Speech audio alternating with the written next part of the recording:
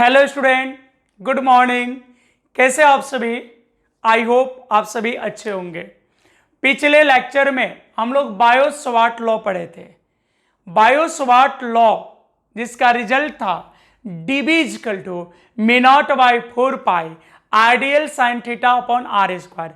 पिछले लेक्चर में, पिछले वीडियो में हम लोग यही पढ़े थे।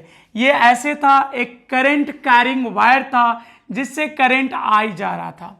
एक वायर था करंट कैरिंग करने का मतलब एक ऐसा वायर जिससे करंट जा रहा हो। तो अगर किसी कंडक्टर से करंट पास करता है तो उसके पास मतलब कंडक्टर के अराउंड एक मैग्नेटिक फील्ड जनरेट होता है। तो यहाँ पे हमने एक छोटा सा लेंथ लिया था dl, और इस dl के वजह से एक पॉइंट P पर हम लोग मैग्नेटिक फील्ड इंटेंसिटी निकाले थे। ये एंगल थीटा था। तो यहाँ पे इस पॉइंट पे जो मैग्नेटिक फील्ड इंटेंसिटी निकाले हम लोग, यानी इस वायर के वजह से जो मैग्नेटिक फील्ड इंटेंसिटी जनरेट होता है, प्रोड्यूस होता है, उसको कैसे फाइंड करते हैं? तो dB equal to μ0 by 4 pi ideal sine theta upon R square. और इस फॉर्मूले को हम लोग बायो-सवार्ट लॉ में प्रूफ भी किए थे, यानी इसको डिराइव भी किए हैं हम लोग बायो-सवार्ट लॉ में। तो आज हम लोग क्या पढ़ने वाले, आज किस टॉपिक पे चर्चा करेंगे? तो थोड़ा सा ध्यान दीजिएगा। ये तो मैग्नेटिक फील्ड इंटेंसिटी है और आज भी हमको पढ़ना है मैग्नेटिक फील्ड इंटेंसिटी। तो जब मैग्नेटिक फील्ड इंटेंसिटी पढ़ना है तो कहीं ना कहीं बायो-सवार्ट लॉ यानी ये फॉर्मूला आज यूज होने वाला है। यानी अगर कुल मिलाकर कहे तो आज का टॉपिक है एप्लीकेशन ऑफ बायो-सवार्ट लॉ। जैसे गॉस थ्योरम हम लोग पढ़े थे तो उसके बाद एप्लीकेशन ऑफ गॉस थ्योरम पढ़े थे, तो उसी प्रकार से आज पढ़ना हमको calculation of magnetic field intensity. आज की टॉपिक क्या है? तो calculation of magnetic field intensity due to long straight current carrying conductor. तो कंडक्टर जो है इस बार लॉन्ग होगा और स्ट्रेट होगा। लॉन्ग और स्ट्रेट लेना है। जैसे यहां पे एक फिगर बना रहे हैं हम, ध्यान से देखिएगा। जैसे हमने यहां पे एक कंडक्टर बनाया, स्ट्रेट कंडक्टर लिया, इस कंडक्टर को नाम दे देते हैं हम y और इसको x। यानी यहां पे एक्स वाई क्या है? एक कंडक्टर है। सपोज दैट इससे करंट जा रहा है I। तो जब करंट जा रहा है तो मैग्नेटिक फील्ड जनरेट होगा। तो मान लो इस पॉइंट पे यानी ये P पॉइंट है, हमको मैग्नेटिक फील्ड निकालना है। तो यहां पे डिस्टेंस पता था ना, तो हम भी मान लेते हैं कि यहां से परपेंडिकुलर डिस्टेंस जो है, परपेंडिकुलर डिस्टेंस इस पॉइंट को O मान लेते हैं। तो परपेंडिकुलर होगा तो दोनों 90 डिग्री हो जाएगा, और इस परपेंडिकुलर डिस्टेंस को हम A मान लेते हैं। ठीक है, क्या मान लिया? A। तो इस पॉइंट पे मैग्नेटिक फील्ड इंटेंसिटी निकाल सकते हैं, लेकिन बायो-सवार्ट लॉ के अनुसार एक बार में पूरे लेंथ के वजह से नहीं निकाल सकते हैं। किसके लिए निकाल सकते हैं? लेंथ एलिमेंट के लिए। यानी ये जो फॉर्मूला आया था, ध्यान देंगे, ये जो फॉर्मूला आया था dB equal to μ0 by 4 pi ideal sine theta upon R square. तो ये मैग्नेटिक फील्ड इंटेंसिटी है, बट पूरे लेंथ के वजह से नहीं, ये टोटल लेंथ के वजह से नहीं था, ये सिर्फ dl के वजह से था, यानी लेंथ एलिमेंट की वजह से। तो यहां पे हम एक लेंथ एलिमेंट बना लेते हैं यहां पर, ठीक है, और इस लेंथ एलिमेंट को हम लिख देते हैं dl। तो चूंकि dl का पोजीशन वेक्टर चाहिए, तो सपोज दैट इसकी भी पोजीशन वेक्टर को हम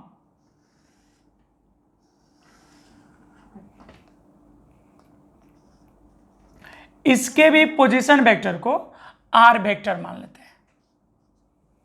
ठीक है, और यहां पे चूंकि ये एंगल को थीटा माने थे, तो फिर हम यहां पे भी एंगल को थीटा मान लेते हैं। यानी एक तरह से क्या पढ़ रहे हैं? Application of Biot Savart law. यहां तो कोई प्रॉब्लम है?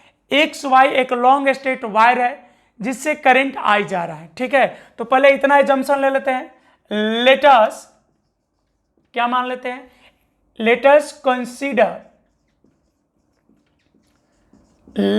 Consider X Y is a long straight current, long straight current carrying conductor. मतलब long straight current carrying conductor है, यानी लंबा भी है और सीधा भी है। And capital I current passing through it. और इससे कितना करंट जा रहा है? तो आई करंट जा रहा है। इस कंडक्टर से कितना करंट जा रहा है? आई करंट जा रहा है। एकदम टेंशन फ्री, एकदम टेंशन मुक्त होकर पढ़ना। देखो एक्स वाई क्या है? तो एक कंडक्टर है। Let us consider X Y is a long straight current carrying conductor. इससे कितना करंट जा रहा है? I current. And I current passing through it. यहां तक स्पष्ट है।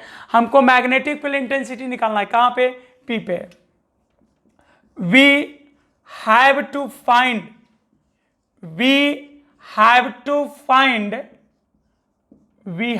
find value of magnetic field intensity। और हमको मैग्नेटिक फील्ड इंटेंसिटी निकालना है एट पॉइंट P। हमको किस पॉइंट पे मैग्नेटिक फील्ड इंटेंसिटी निकालना है? P पॉइंट पे। देखो यहां पे लिखे है ना, वी हैव टू फाइंड मतलब हम लोग को निकालना है, ज्ञात करना है। क्या भाई? तो value of magnetic field intensity. कहां पर? तो पॉइंट P पे। Which is at perpendicular distance. और ये जो P पॉइंट है, ये पॉइंट O से कितना डिस्टेंस पे है? परपेंडिकुलर डिस्टेंस A पे। P हो गया at point P which is at perpendicular distance small a from point O। ठीक है, तो हमने कहा कि we have to find value of magnetic field intensity at point P। तो हम लोग को मैग्नेटिक फील्ड इंटेंसिटी बतानी कहां पे? तो पॉइंट P पे, which is at perpendicular distance A। और ये जो पॉइंट P है ये कितने डिस्टेंस पे है? तो A डिस्टेंस पे। कहां से? तो फ्रॉम पॉइंट O। ठीक है, अब यहां पे चूंकि ये थीटा है, ये 90 है, इस एंगल को फिलहाल हम मान लेते हैं फाई। ठीक है, तो डीएल के वजह से तो मैग्नेटिक फील्ड इंटेंसिटी बायो सवार्ट से निकाल देंगे हम, लेकिन बट हमको बताना है मैग्नेटिक फील्ड इंटेंसिटी पूरे लंबे वायर की वजह से। तो लंबा वायर मतलब यहां से यहां तक के लिए ना, ये पूरे इंड के लिए बताना है। तो कुछ हम यहां से देखते हैं, इस P को और इस Y को कनेक्ट करते हैं। ठीक है, आप इंच से बना लीजिएगा। मेरा हाथ तो मेरा कहना मानता है, सीधा चला गया।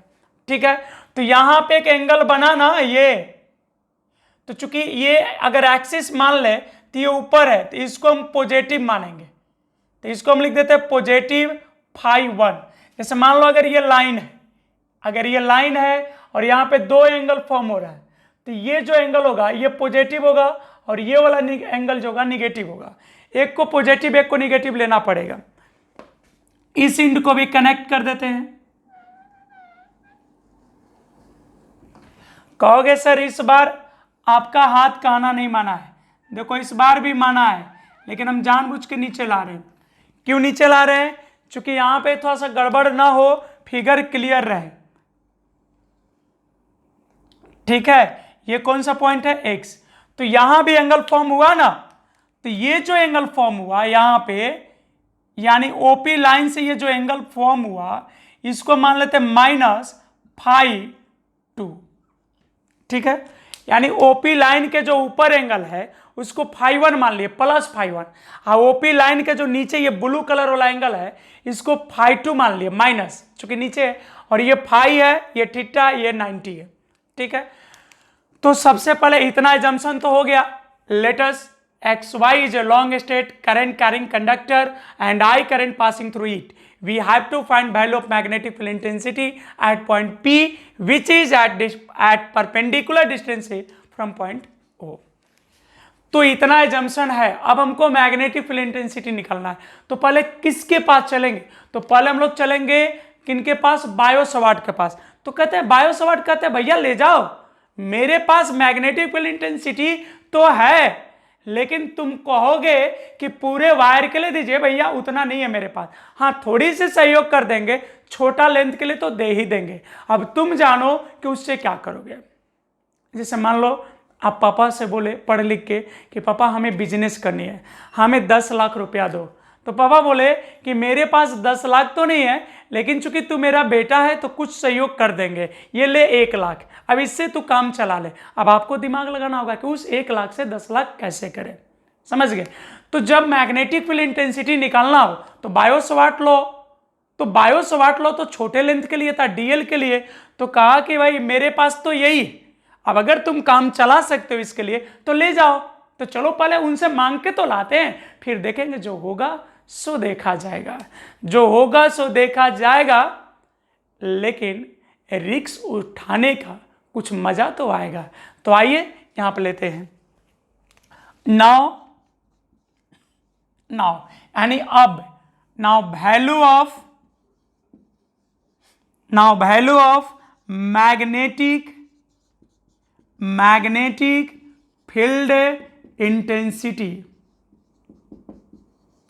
at point P due to length element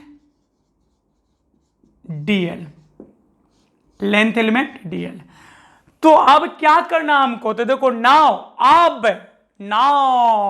अब value of magnetic field intensity at point P, तो अब P पॉइंट पे मैग्नेटिक फील्ड इंटेंसिटी निकालेंगे हम लोग due to length element dl।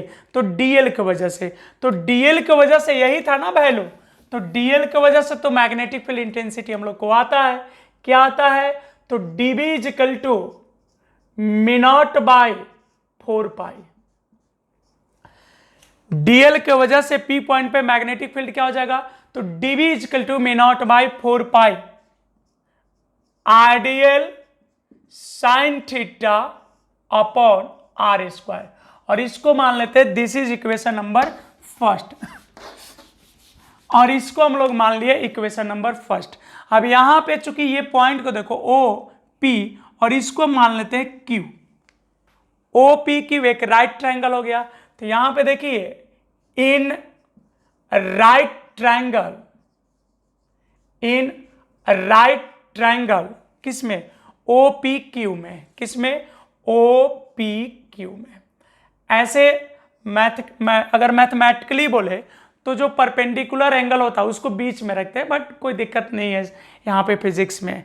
तो यहाँ पे थीटा है, तो अगर हम ऐसे कर दें कि साइन थीटा इक्वल टू, तो सबको पता है साइन थीटा इक्वल टू होता है perpendicular upon base, P by B, लंब बटा बेस नहीं, P by H, perpendicular upon hypotenuse यानी लंब अपॉन कर्ण।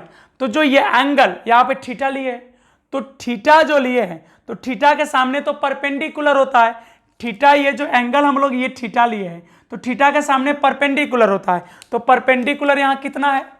तो भाई साहब परपेंडिकुलर यहाँ है ओपी अपॉन, इस ट्रायंगल में ओ पी क्यू में सबसे बड़ा हाइपोटेनस होगा, तो यहां हाइपोटेनस क्या हो गया? P Q. अब इसकी वैल्यू रख लो, तो ओपी का मान कितना है? ए, हाइपोटेनस का मैग्नीट्यूड कितना हो जाएगा? आर। चूंकि यहां आर वेक्टर है, लेकिन हमको तो लेंथ चाहिए, तो जो वेक्टर, जो एरो वेक्टर होता है उसकी लेंथ क्या देता है? मैग्नीट्यूड। तो मॉड ऑफ आर वेक्टर को आर लिखेंगे ना, तो साइन थीटा इक्वल टू हो गया ए बाई आर। एक बार फिर से समझ लो, ये थीटा, तो ये जो साइड ओपी है, ये जो साइड ओपी है यहाँ पे ओपी, ये तो परपेंडिकुलर हो गया, ये बेस हो गया, बड़ी भुजा हाइपोटेनस हो गई, तो हो गया ये। तो आपको पता है इसको हम ऐसे भी लिख सकते हैं, साइन 90 -5। अब आपके मन में सवाल है कि 90 -5 कैसे लिख दिए? तो देखो ट्रायंगल के तीनों एंगल का ट्रायंगल के तीनों एंगल का वैल्यू कितना होता है? अब कहोगे सर आप भी क्या एकदम मजाक करते हैं, इतना छोटा छोटा चीज पूछोगे। ट्रायंगल के तीनों एंगल का जो समेशन होता है 180 होता है, बहुत अच्छी चीज है। देखो यहाँ पे, तो ये एंगल तो 90 है, प्लस थीटा अब प्लस फाई इजकल टू 180।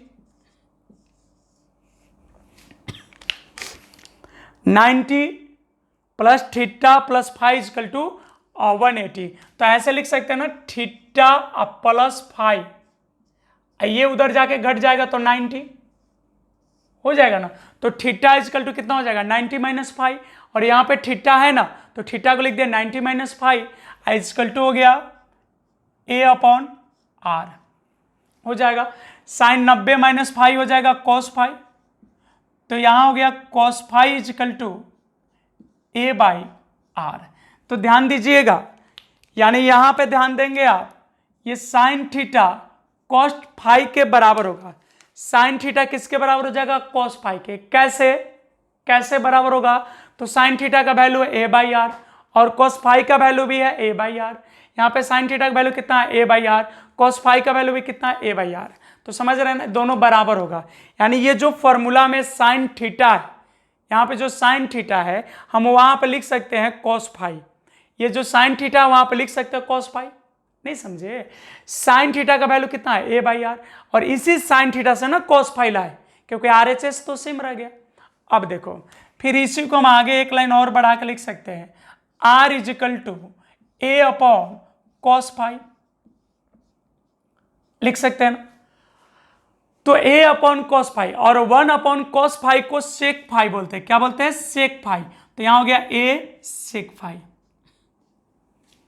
ठीक है, तो अगर आप ध्यान दो तो इस फॉर्मूले में दो चीज को हम निकाल दिए, एक sin theta is equal to cos phi, R equal to A sec phi निकाल दिए। अब यहां से हम निकालेंगे डीएल का वैल्यू, क्योंकि आई दिया रहेगा और ए पता रहेगा, आई और ए पता रहेगा, ये आर नहीं दिया रहेगा, समझ गए? डीएल नहीं पता रहेगा, तब वो सब निकालेंगे। तो देखो, तो यहां पे दिख रहा है and tan theta is equal to, तो tan थीटा इजकल टू था परपेंडिकुलर बाई बेस। ठीक है, और थीटा के जगह फाई लेना है, थीटा नहीं लेना है, tan फाई। तो परपेंडिकुलर बाई बेस, कोई प्रॉब्लम नहीं है। थीटा लोगे तो सिर्फ कंडीशन चेंज होगा, जो एंगल का सिचुएशन है वो चेंज होगा, बाकी कॉन्सेप्ट तो सेम रहेगा। तो इस बार फाई लिए, ये वाला एंगल लिए, इस बार कौन सा एंगल लिए है? तो इस बार ये वाला एंगल लिए tan फाई। तो एंगल के सामने परपेंडिकुलर, तो परपेंडिकुलर इस बार क्या हो गया? ओ क्यू, और ओ से क्यू का जो डिस्टेंस है इसको हम एल मान लेते हैं। आखिर इस पॉइंट से इस डीएल का कुछ डिस्टेंस होगा ना, तो ओ से क्यू का डिस्टेंस हम कितना मान लेते हैं? एल। देखो, जो भी पॉइंट है उसको डिस्टेंस माने, जैसे ओ से पी का डिस्टेंस माने ए, यहां पे पी से क्यू का माने आर, तो ओ से क्यू का भी कुछ डिस्टेंस होगा, तो ओ से क्यू के डिस्टेंस को हम क्या मान लिए? एल मान लिए। ठीक है, तो इस फाई के सामने ओ क्यू जो है परपेंडिकुलर हो गया। अब बेस हो जाएगा ओपी, बेस क्या हो जाएगा? ओपी। तो यहां लिख सकते हैं हम ओ क्यू अपॉन ओपी। एक बार फिर से ध्यान देकर समझ लीजिए, फाई है तो फाई के सामने परपेंडिकुलर, और ये उसके बाद बेस बच गया, चूंकि बड़ी भुजा तो हाइपोटेनस हो जाएगी, यानी ये जो साइड है ये तो सबसे बड़ी साइड है, तो ये तो हाइपोटेनस हो जाएगी। तो ओ क्यू का वैल्यू कितना है? तो ओ क्यू का वैल्यू एल, इसका वैल्यू है ए, है ना। तो अब देख लो, कुछ इधर मिटाना पड़ेगा, यहां तक स्पष्ट है। और आप जिस मीडियम से आते हो, सीबीएसई से आते हो, आप अच्छे स्टूडेंट हो, तो आपको ये सब समझ में आ रहा होगा, है ना। चलो अब इधर आ जाते हैं, ये सब स्क्रीनशॉट ले लीजिए एक बार, स्क्रीनशॉट कर लो, क्योंकि अब आगे बढ़ेंगे, यहां से आगे बताएंगे, उधर मिटाएंगे हम मिटा दे रहे हैं।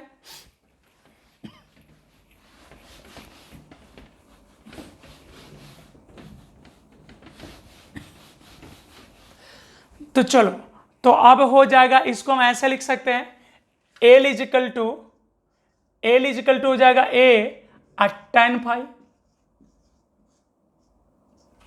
जैसे यहाँ पे tan phi equal to L upon A, tan phi equal to L upon L, तो एल इजकल टू हो जाएगा ए tan phi।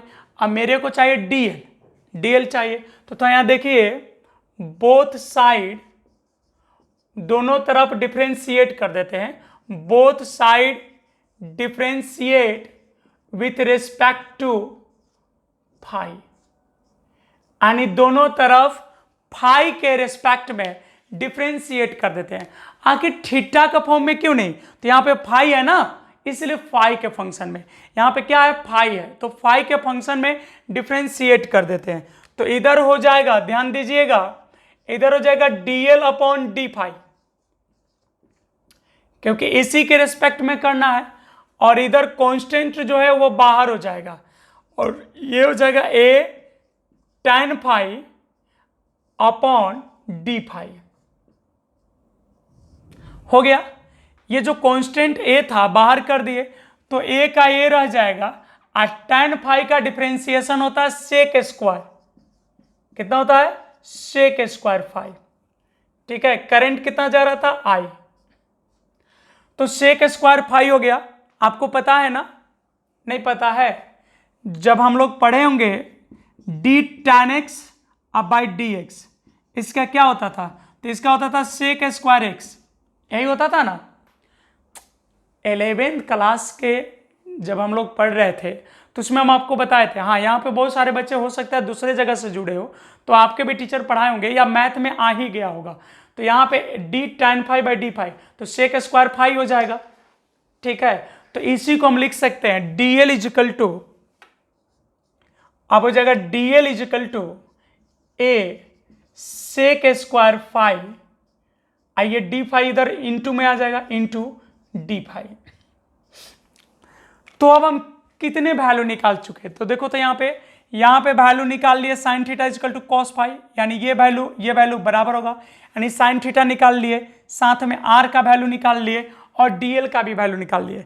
तभी ये तीनों वैल्यू को रख देंगे कहाँ पे, इक्वेशन 1 में। किस में रख देंगे, इक्वेशन 1 में। तो now putting the value of sin theta R and dl in equation first. तो इक्वेशन 1 में वैल्यू रखना है किसका, तो साइन थीटा का, आर का और डीएल का, इन तीनों का वैल्यू रख देना है। तो वहां पे कितना है ध्यान दो, तो dB is equal to mu naught by 4 pi, mu naught by 4 pi, I हो गया। अब है डीएल, तो डीएल के जगह कितना रख दे, तो डीएल के जगह हो जाएगा a sec square phi into d phi. देख रहा है ना, यहां पे आई डीएल, तो डीएल का वैल्यू था, डीएल का वैल्यू कितना था, ए सेक स्क्वायर फाई, तो ए सेक स्क्वायर फाई, और फिर उसके बाद है साइन थीटा। तो जब सब फाई में लिख रहे हैं तो इसको भी फाई में, तो साइन थीटा कॉस फाई के बराबर है ना, sine theta is equal to a by R और cos phi is equal to b a by are.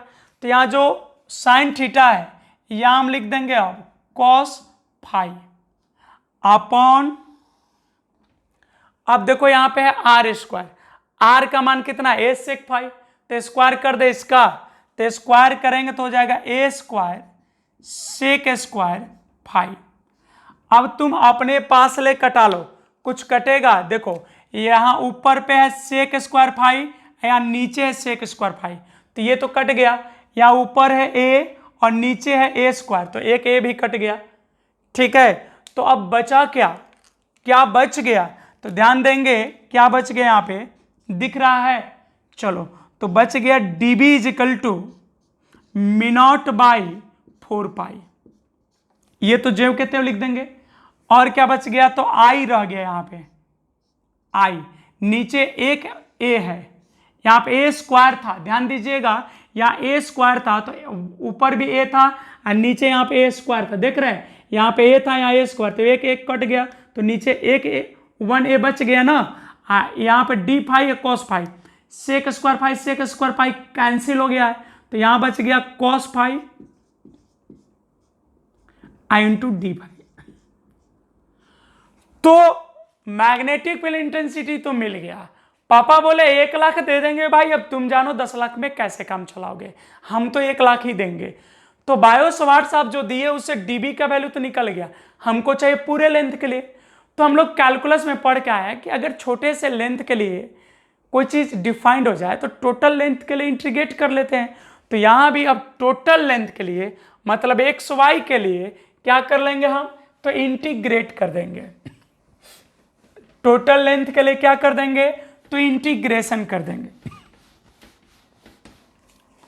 यहां पे टोटल लेंथ के लिए क्या कर देंगे, इंटीग्रेशन कर देंगे। तो सो टोटल, देखो अगर आप एक तरह से सोचो तो लाइव ही पढ़ा रहे, कहीं वीडियो कट नहीं होगा, कहीं नहीं रुकेंगे, लगातार ही चल रहा है। बट थोड़ा सा रिकॉर्ड में क्या होता है, वीडियो क्वालिटी अच्छा रह जाता है, और उसमें क्या होता है आपसे बातें होने लगती है तो थोड़ा टाइम वेस्ट हो जाता है। इसलिए मैंने एक बैच में रिकॉर्ड ही डाल रहे, एक उधर लाइव चल रहा है। तो लिखेंगे so total value of magnetic field intensity. So total value of magnetic field intensity, magnetic intensity due to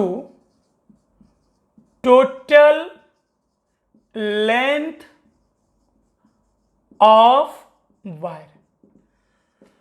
तो वायर के टोटल लेंथ की वजह से या कंडक्टर के टोटल लेंथ की वजह से, तो बोथ साइड इंटीग्रेट। तो यहां क्या था, डीबी, तो पहले डीबी लिख लो। इधर क्या था, तो me not upon 4 pi, I upon क्या हो जाएगा ए, और इधर क्या हो जाएगा कॉस पाई इंटू डी पाई। अब इंटीग्रेट करना है तो इधर ले लेंगे हम इंटीग्रेशन, और यहां कांस्टेंट को छोड़ देंगे, ये हो जाएगा इंटीग्रेशन। ये मी नॉट बाई 4 पाई कांस्टेंट था, इससे जो करंट जाएगा वो फिक्स रहेगा, और ये डिस्टेंस भी फिक्स है परपेंडिकुलर। तो ये जो है ये पूरे टर्म को कांस्टेंट माना गया है, ठीक है। अब पूरे लेंथ को आना चाहिए, तो चलो एक्स पे चलते हैं। एक लेंथ है ओ से एक्स और एक लेंथ है ओ से वाई। तो पहले ओ से एक्स, तो यहां तो लेंथ के फॉर्म में है नहीं, यहां लेंथ का फंक्शन है नहीं है, ये किसका फंक्शन है, तो ये एंगल का फंक्शन है। किसका फंक्शन है, एंगल का। तो यहां पे देखो ओ से एक्स, तो ओ से एक्स मिलके पी पे कौन सा एंगल बनाया है, φ2। तो जब एंगल -φ2 था तो मान लेते हैं उस समय मैग्नेटिक फील्ड B2 था। B1 भी मान सकते हो, तो जब मानना ही है तो 2 को 2 मान रहे हैं। तो यानी ये जो एक्स वायर है OX के वजह से मैग्नेटिक फील्ड इंटेंसिटी कितना मान लिया, B2। सिर्फ OX के वजह से P पर मैग्नेटिक फील्ड इंटेंसिटी कितना मान लिया, B2। तो जब OX लिए तो P पे इसका एंगल फॉर्मेशन कितना हुआ, φ2। और जब OY लेंगे तो OY कितना एंगल बनाया, φ1। तो जब ये एंगल φ1 हुआ, पॉजिटिव φ1, तो उस समय मैग्नेटिक फील्ड B1 मान लेते हैं, ठीक है। dx का कितना होता है, तो dx का होता है x, तो db का हो जाएगा b, db का हो गया b, लोअर लिमिट हो गया b2, अपर लिमिट हो गया b1। फिर यहां हो जाएगा मी नॉट बाई 4 पाई, एक भी स्टेप नहीं छोड़ रहे हैं, ठीक है, मी नॉट बाई 4 पाई। फिर यहां हो गया आई अपॉन ए, अब कॉस फाई का होता है साइन फाई, कॉस फाई का इंटीग्रेशन होता है sine phi. Lower limit -φ2, upper limit φ1, ठीक है। अब यहां पे वैल्यू रख देना है, ये हो जाएगा अपर माइनस लोअर, यानी B1 माइनस B2। ये कितना हो गया, B1 माइनस B2। यहां कितना आ गया, तो यहां आ गया मी नॉट बटा में 4 पाई आई अपॉन ए। अब एक बार यहां अपर लिमिट को रखेंगे, तो अपर लिमिट रखेंगे तो हो जाएगा साइन φ1, और फिर बीच में माइनस आ जाएगा, फिर हो जाएगा साइन -φ2, ठीक है। इतना हो जाएगा। आपको पता होगा कि साइन माइनस थीटा बराबर होता है -sin θ। ये वैल्यू आप जानते हैं। Sin minus theta equal to होता है माइनस साइन थीटा। तो ये जब माइनस आएगा यहाँ पे तो प्लस हो जाएगा, ये जो माइनस आएगा तो क्या हो जाएगा प्लस। तो यहाँ डेल्टा बी लिख सकते हैं हम, डेल्टा बी इक्वल टू हो जाएगा mu naught by 4 pi, delta B equal to कितना हो गया mu naught by 4 pi I upon a, दिख रहा है ना, आई अपॉन ए। फिर यहां हो जाएगा साइन फाइव 1 अब प्लस साइन फाइव 2, ठीक है। और यही आपका रिजल्ट हो गया इस वायर की वजह से मैग्नेटिक फील्ड इंटेंसिटी का। जहां लिख लीजिएगा, एक लाइन लिख लीजिएगा, here delta B is magnetic field intensity due to long current carrying wire. नीचे लिख लीजिएगा हियर डेल्टा बी, अब मिटाना नहीं चाह रहे हम, here delta B is equal to magnetic field intensity due to long current carrying wire. तो यही आपका फॉर्मूला है, आप देख लीजिए। और अब समाप्त हुआ, आज के लिए इतना ही रहेगा। अब अगले क्लास में अगले टॉपिक को हम लोग डिस्कस करेंगे, तो इसको स्क्रीनशॉट ले लीजिएगा और एक बार लिखने के बाद समझ लीजिएगा। तो फिलहाल आज के लिए इतना ही, आप सभी को धन्यवाद। इसको देख लीजिएगा आप लोग अच्छे से, बहुत इंटरेस्टिंग टॉपिक था। और अब मिलते हैं अगले क्लास में, अगले लेक्चर में। आप सभी को धन्यवाद।